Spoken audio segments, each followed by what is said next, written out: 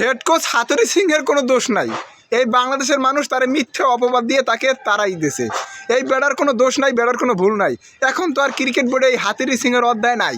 এখন তো আর হাতুড়ি সিং নাই। এখন তো আর পাপন কাকু লড়ে চড়ে না, হেও তো নাই।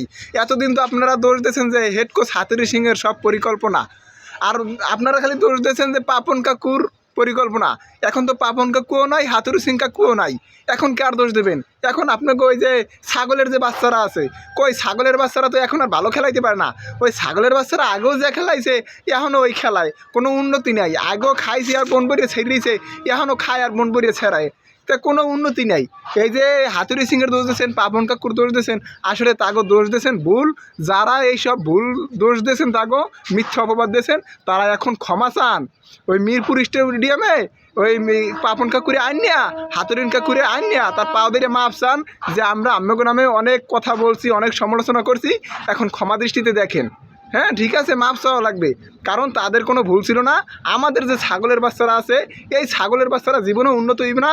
যত বড় হেড কোচ আনেন, যত বড় ধরনের সভাপতি আনেন, কোনো কাজ হইবে না। এই ছাগলের বাচ্চারা মনে হয় না যে উন্নতি হইবে।